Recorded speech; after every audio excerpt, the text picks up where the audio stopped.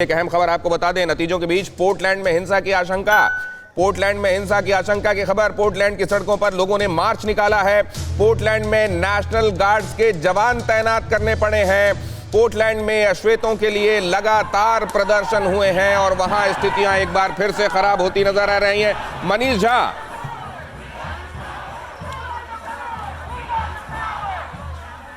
बिल्कुल दिनेश, देखिए वो पोर्टलैंड में जिस तरह से वहाँ पर जो घटना घट रही है और वहाँ पर नेशनल गार्ड को वहाँ तैनात किया गया है, क्योंकि वही बात जो हम लोग लगातार बता रहे हैं कि चाहे मामला वाशिंगटन का हो चाहे मामला न्यूयॉर्क का हो, लेकिन वाशिंगटन और न्यूयॉर्क में तो पुलिस की सतर्कता की वजह से अभी फिलहाल किसी भी तरह के हिंसक प्रदर्शन से बचा रह गया है ये शहर। लेकिन इसका असर पोर्टलैंड में हुआ।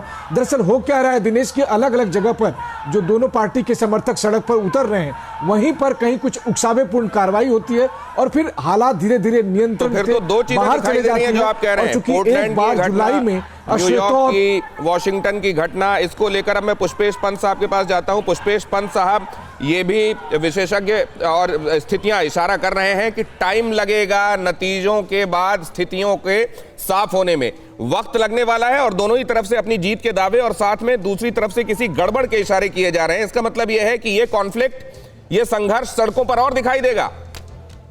सड़कों पर तो दिखाई देगा। इससे पहले जब आप पूछ रहे थे कि छिपा कभी कुछ नहीं था, ट्रंप ने ये बात बहुत पहले स्पष्ट कर दी थी कि इस बार के चुनाव का अंतिम फैसला सर्वोच्च न्यायालय में होगा और इसीलिए जज बैरेट की नियुक्ति में इतनी अशोभनीय अफरा तफरी के साथ जल्दबाजी की गई थी कि उनका कंफर्मेशन भी तत्काल करा दिया गया था। मगर अगर मान लीजिए न भी होता तो संतुलन तब भी कंजर्वेटिव्स के ही पक्ष में सर्वोच्च न्यायालय का रहता। तो सर्वोच्च न्यायालय के जो जज थे, अब इस समय वो 4-2 हैं, तब 4-2 नहीं होते तब भी 3-2 रहते। तो मुझे लगता है कि सर्वोच्च न्यायालय के हस्तक्षेप से यदि चुनाव का फैसला होना है तो कहीं ना कहीं अमेरिकी जनतंत्र की एक बहुत बड़ी कमजोरी इससे दुनिया के सामने उजागर होगी। मगर ये सोचने की चीज अमेरिकी नागरिकों के लिए है।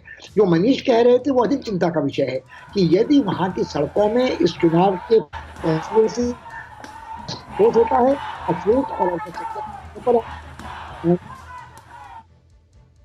चुनौती न केवल अमेरिकी राष्ट्रपति के लिए जो भी जिसको तय किया जाएगा, तो वहां की संघीय व्यवस्था के लिए भी होगी। क्योंकि हमने ब्लैक लाइव्स आंदोलन में ये देखा है कि जब केंद्र हस्तक्षेप वहां करता है, नेशनल गार्ड भेजता है, तो वहां के राज्य भी अपनी स्वायत्तता की, संप्रभुता की रक्षा के लिए आपत्ति करते हैं।